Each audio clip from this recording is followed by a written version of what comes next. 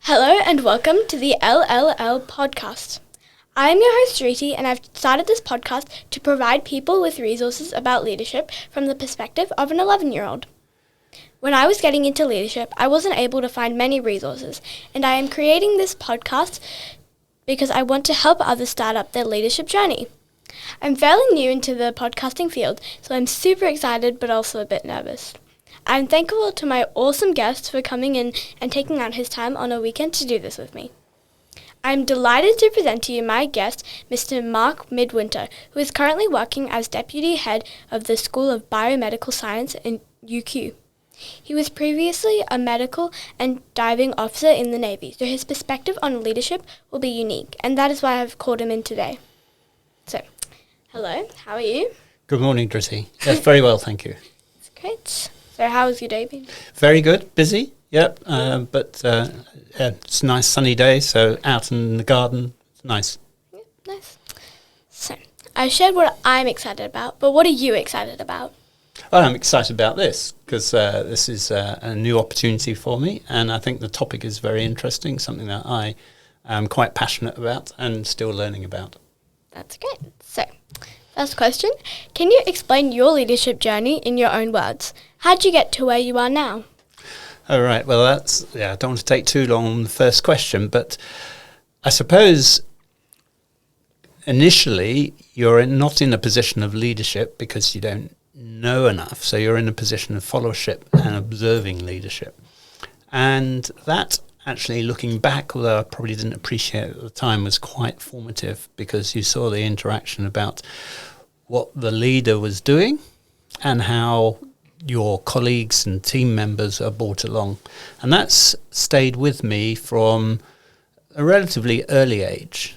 And then as I sort of got trained in specific tasks, both as a young adult and then within my military experience and also within the health services, and I got more responsibility as a junior leader and then rising up the ranks. Tried to take those lessons specifically about leadership and followership and bringing people along with a shared vision. So it's taken, it must be 30, 40 years to really sort of cement some of these ideas, and they're still changing, adapting. I'm still learning.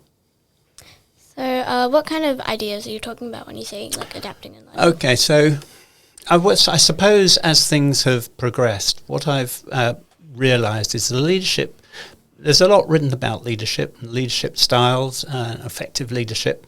I think one of the things that's becoming more written about but is left out a lot of leadership courses is this idea about followership. A leader is only as effective as his team have the shared vision and objective that he's or she is trying to project.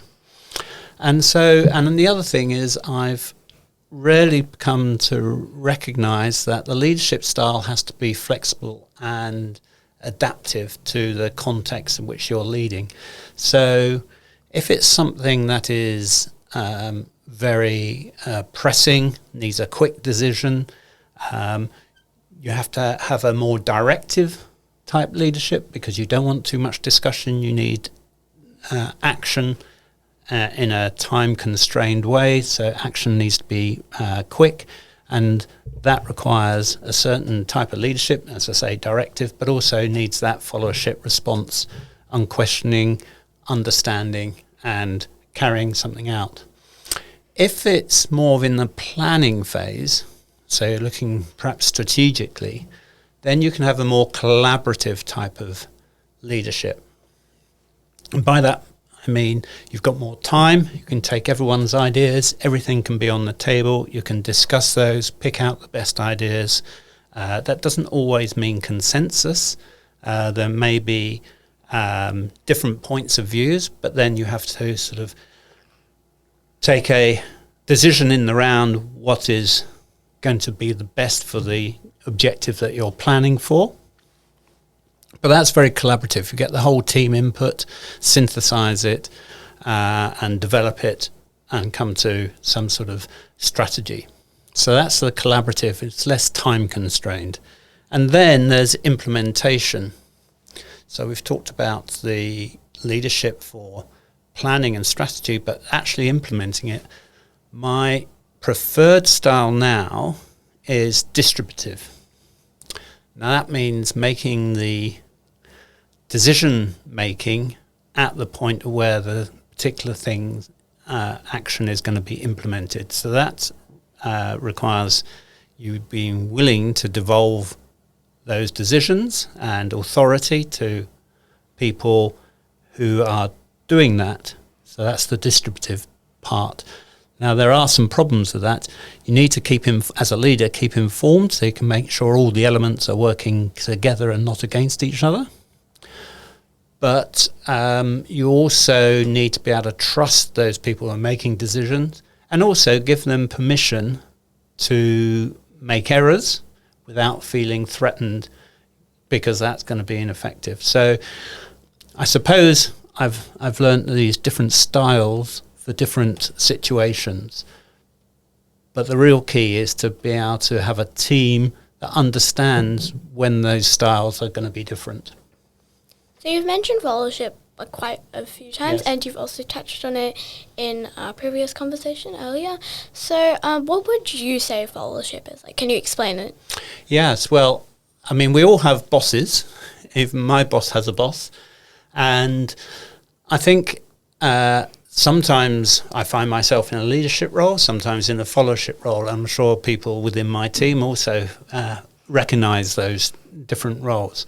And I think followership is important because no leader can execute a strategy or a plan unless he can bring the team along. And it's important to recognize when you're in any particular role. And also, I try and explicitly tell my team about these roles so that they understand. For example, in that distributive model of leadership for implementation, my team, when they're in that leadership role, I'd say you are leading this, but they're in a followership role to me. So it's all about shared vision.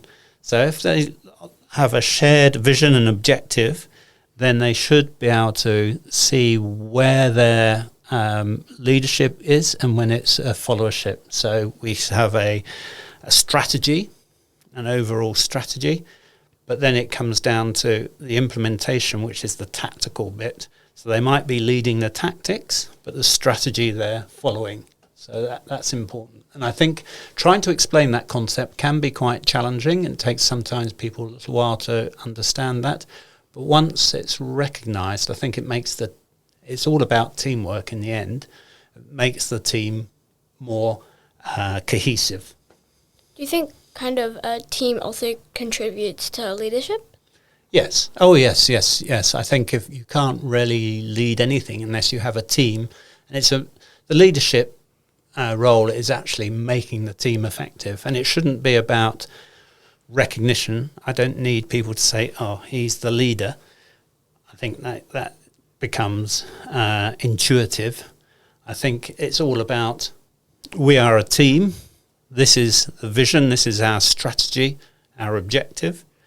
And as a team, we're going to make this work. And trying the leadership piece comes in making that team cohesive, understanding a common vision and objective, and then implementing the tactics to gain that objective. So that's what I see as the leadership. But none of that will work unless there's an understanding about when they're in a followership role or when they're in a leadership. Okay, so now on to our second question. So, before 16, since I think most of our listeners might be of this age bracket, what life experiences shaped your perspective of leadership? Yeah, that's an interesting question. I was trying to think back. It's a while ago now. I suppose the most formative thing, well, there were two broad formative experiences in my teenage years, I suppose, early teens to late teens. The first, obviously, was at school, when we had teams, both sort of sports, academic, other pursuits, where we had common goals and objectives, and there was a team structure. And obviously we had things like team captains who had leadership roles, and prefects and things like that who have leadership roles. And I became a school prefect, and it was developed within the school environment, this idea of leadership. It was a somewhat, I suppose, simplistic model. It was more or less, this is what you must do, and directive, rather than much in the way of collaborative or distributive type of leadership. But that was the time that I was actually growing up. I suppose the other really, perhaps even more influential thing for me personally came when I was in the Scout movement, as both a Cub Scout when I was 10, 11, and then as a Scout in my sort of early teens, and then as a Venture Scout, where we took on more and more responsibility from the adult leadership. So as a Cub Scout, it's very much led by the adults running the Cub group. The Scouts, you were encouraged to do more as the Scouts in leading the program, camps and things like that. And then as Venture Scouts, we're more or less independent with just adult supervision. So I think that staged approach gave me some experience in that. And then I suppose after that, I was a student, and it was very much had to be self-directed, getting groups of people together if you wanted to do something, and planning and things like that. So that was a later stage. But yeah, I think school and Scouts were the biggest influences. What do you think your leadership style is, and what do you think shaped your leadership style? Okay, so yeah, as I said, my leadership style, I suppose, has evolved. Early on, it was much more directive, and developed into collaborative and most latterly this distributive models, depending on context. And now my style, I try to make sure it fits the context. It depends on what the objective is and what the timeline is, and trying to assess the risks, and it also depends a little bit on the team, although as a leader you should be able to sort of develop, one of your roles should be to develop the team, so it depends where they are in that development. So to answer your question, my current leadership style is, I suppose, I aim to be as distributive as possible, depending on the context. So, yeah. What would you say your personality, what your natural response would be out of two of these options? So either a director, which is someone who's leading from the front and they direct everyone, or a supporter, who's someone who leads from the back rather than being at the front. Yeah. So your personality, your natural response to it, rather than... Yeah, so I suppose my personality is inclined to try and lead from the front. One of the things, I suppose, a slight frustration I find in sort of more managerial type leadership is not being so hands-on. So now I run a research group, and I find it difficult sometimes not to go into the lab and do it myself, and just send one of the PhD students or postdoctoral students and let them do it. I like the hands-on, and I do miss that sometimes, but I think it's important in their development. So my personal bent is to lead from the front, and I have to curtail that sometimes to give other people opportunity, because it is about developing your team if you have the capacity to do that. Yeah. Okay, so on to our third question. Did you find anything challenging in your journey? How did you overcome these challenges? Oh, yes. Did I find anything challenging? I still find things challenging. It's, I suppose the most challenging thing isn't necessarily the particular situation that you're trying to lead a way through. That can have its own challenges depending on the context, as I said. But I suppose the most challenging thing is people come in all shapes and sizes, trying to bring different types of people with their different personalities with you and make them feel valued and excited about the same things and sharing objectives. I suppose that's the most challenging. And an example, because we all have different personalities and find different things interesting or motivating. And it's trying to motivate people with those different characteristics. So I think you've got to know the team. You've got to understand what motivates people and try and use those strengths. So the sort of challenges are, for example, people who, I've had people in the team who are happy to come and work perfectly well in a narrow role which they're employed, but won't really think outside or do anything outside that, which is fine for execution of very specific tasks, but it's not actually developing things further. So I think trying to motivate individual people has been the most challenging.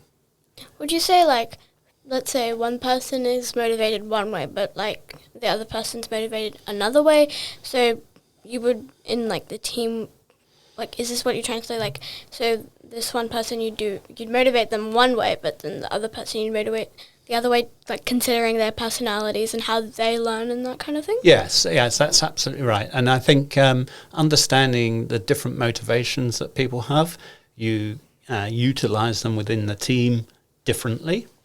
There's no point in putting someone who's not motivated by, for example, innovation in a development role, but if they're motivated by sort of the a technical aspect of the position, use them to deliver that rather than trying to develop new approaches or something. I think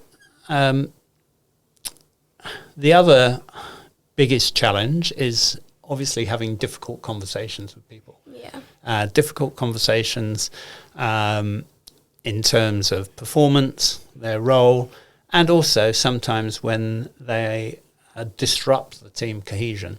I suppose that's been the most challenging thing I've had to do in my military career is remove people from teams because they're just too disruptive to the team cohesion. That doesn't mean necessarily they're not good at what they do.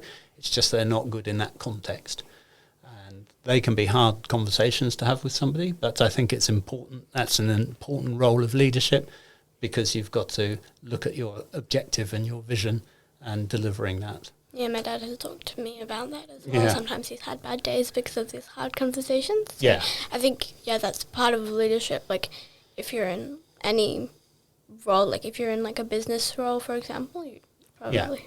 Yeah, and I find them quite stressful to have these hard conversations, and it requires some planning to have those hard conversations. And I often write down on the back of a piece of card maximum of 3 points I want to make and the outcome that I want to generate. That doesn't necessarily mean taking someone out of a team, but it might mean that. It might mean changing their role, might mean actually saying we don't want their contribution, or it might be just trying to motivate them in a different way, but they can be difficult. Yeah. So, how do you think these difficult experiences shaped you as a leader? I suppose it's shaped me in terms of I've had to think very carefully about successes and failures, and you learn as much or more. You learn much more actually from failures than you do successes. When things go well, people don't tend to reflect on it, but just celebrate. And I think it's important to reflect on successes. How did we do that so well? but certainly reflecting on failures, then you can change direction to mitigate against that occurring again. And so I suppose what's those experiences shaped me to be more reflective on each leadership goal. And this has both been within my sort of medical practice, but also in my military experiences as well, when we did well and I think the other thing that has shaped me is, and developing that sort of reflection, is actually sharing that reflection, not just being reflective in my own brain, but actually debriefing. And I think that is something that is perhaps less well developed in sort of discussions about leadership, is actually feedback and debriefing your whole team structure, depending on what leadership style you're adopting, to say, okay, so get everyone's input, what went well, what worked, what didn't work, and how that might influence things going forward. So I think those experiences have made me more reflective about that. It's also helped me think about the breadth of motivation of people in the team. Yeah. And I think that's one of the things, as I suppose I've got older, I've realised that motivation of individuals is very different. You know, what motivates me and what motivates someone else is actually remarkably different. We have different reasons to do things, and I think that's really been something that's those experiences have shaped, realising that. Would you say being reflective is one of like the key traits in leadership? I will bring this up later, by the way. Yeah. No, I think it is. I think, as I say, reflecting on when things didn't go so well, I think is very important, and people tend to do that anyway, but not perhaps do it as systematically. Within the military, every operations we used to have a report on lessons learnt, and I think that's really valuable. But also, it's as valuable to look at success as well as failure. So why did that work so well? What aspects do we want to take into the next phase, or which ones do we think were either not contributing to that success so that we could drop? So thinking about successes and failures and being reflective, I think, is a very important part of leadership. Would you also say like thinking about what went well and like applying that in your next task? Yes, yeah. What if some like task is, so you've got the first task and you've done well with that, but you want to take away something with the next one, it's just a bit different and you can't apply that. Yeah. Well, sometimes they're not always applicable to the same context. No, that's right. I suppose, and that's where the other traits are important. I think the other valuable traits are a flexibility and adaptability, and I think that is a real leadership role. Teams generally like doing the same things. They like the predictability, so they tend to act in the same way unless they're directed or encouraged through good, strong leadership to be more flexible and adapting to changed circumstance. So I think that's a very important leadership role. So reflecting and then making sure that's adaptable into flexible contexts, and then communicating that to the team, saying this isn't the same, this is going to be different. We can apply what we learnt here, but this won't apply. So I think that's important. So touching back on what you said earlier with different leadership styles being used in different contexts, can you give me like a few examples of some leadership styles that would be used in some contexts? Okay, so in my medical practice, for example, if we have somebody coming into the emergency department who's critically ill, we don't really want too much of a discussion about the initial actions. You want it just carried out. So, for example, making sure they've got a good airway, that they're breathing, there's good circulation. There are very standardized approaches, and so you can be quite directive. There's not much room for collaboration. So that's a very directive leadership style because there's a time constraint. These things need doing, they need doing quickly, and directing people to do the various tasks so that they're done efficiently and effectively. Whereas, for example, in planning a sort of service, sort of how we might set up a, let's say, a clinic to address a particular symptom, that planning can be very much more collaborative because it's not constrained with time. We need to set up a service to deliver this to people. How are we going to do it? How are we going to get the patients to come? How are they going to flow through the hospital system? That can be very collaborative, and we can get different expertise, discuss the pros and cons, and then we can implement it in that distributive way. So those two contexts are quite different. One is very time constrained. We need to do things. We need to do them quickly and efficiently. The other is much more exploratory and slow time. So that's really what I meant about adapting to context.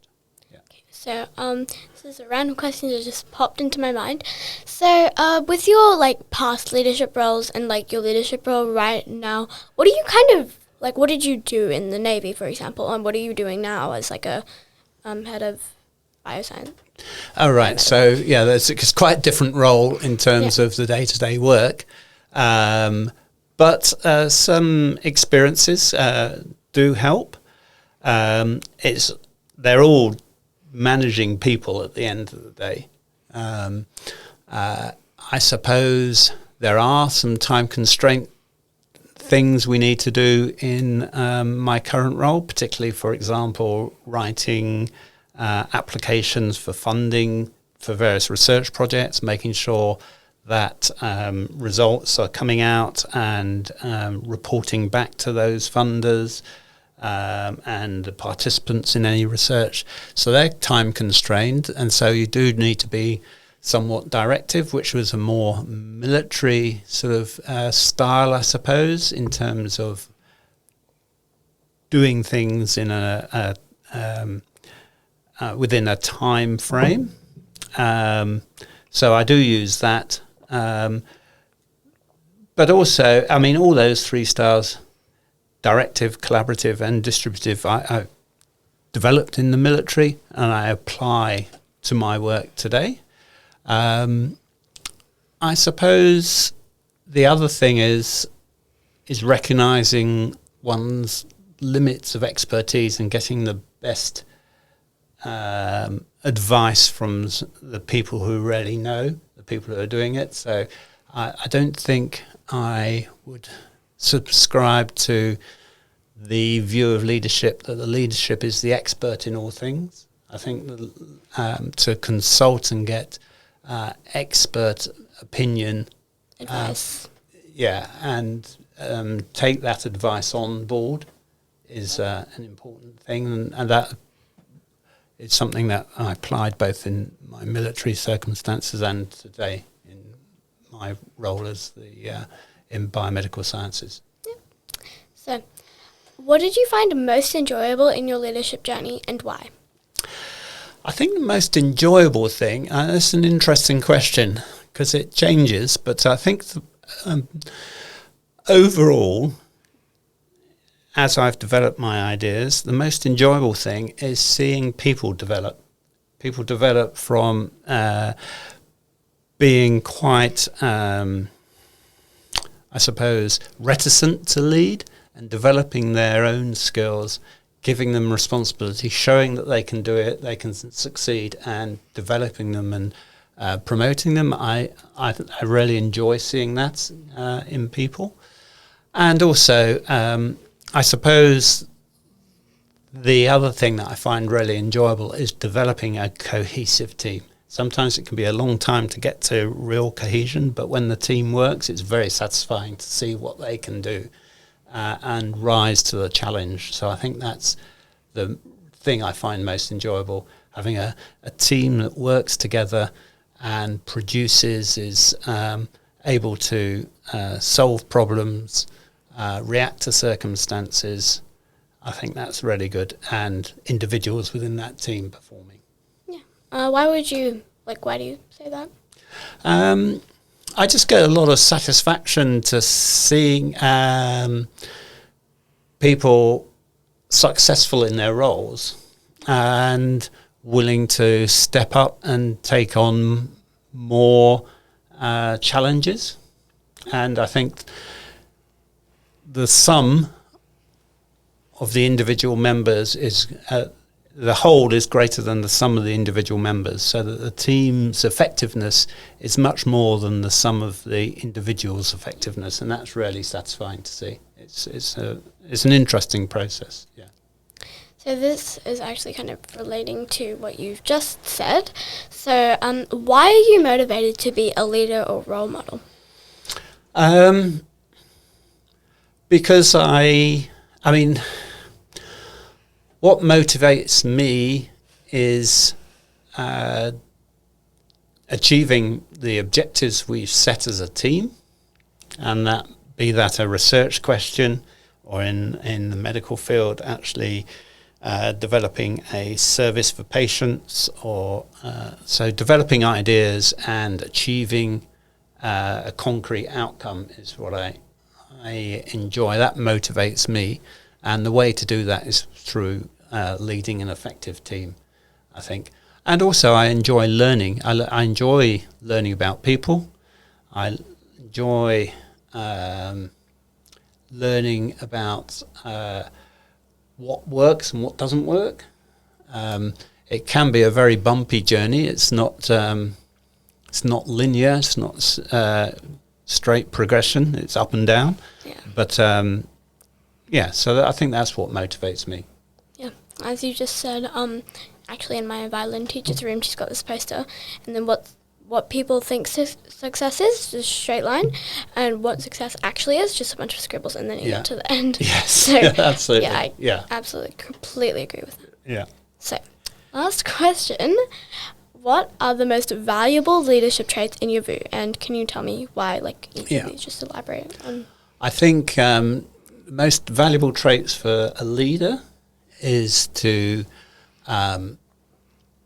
be flexible and adaptable to changing circumstances and contexts. So that's important. Don't adopt one style and think it's going to work in all contexts.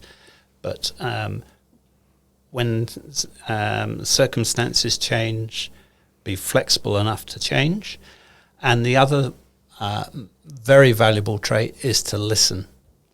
Listen to your team. You won't always agree with what you're hearing.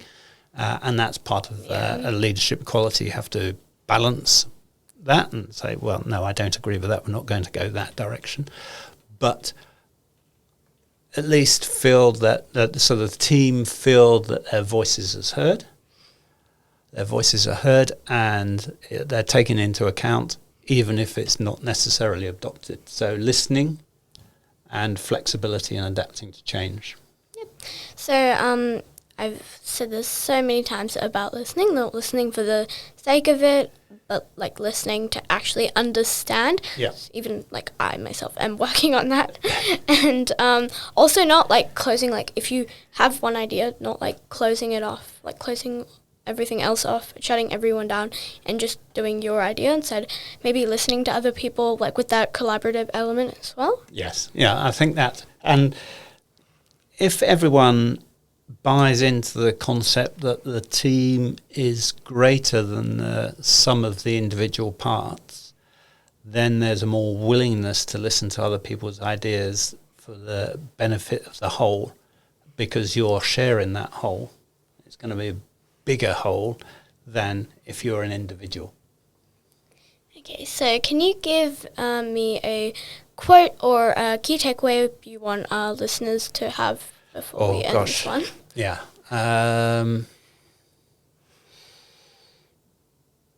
Maybe something that inspired you or something? Yeah, that's difficult. There's so many.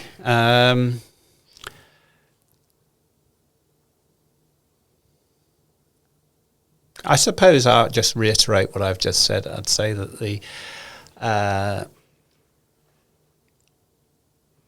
the overall value of the team is greater than the sum of its parts. Okay. Thank you very much for joining me today. I hope you had a great time. Yes, I loved very listening interesting. to you. It's very interesting to learn from you as well, getting your perspective. Thank you very much for coming in today on your weekend. So Not at all. I've really enjoyed it, and it's good because it's good to sit down and think about why you do what you do, and it gives you more clarity of going forward. So thank you. thank you very much for joining me.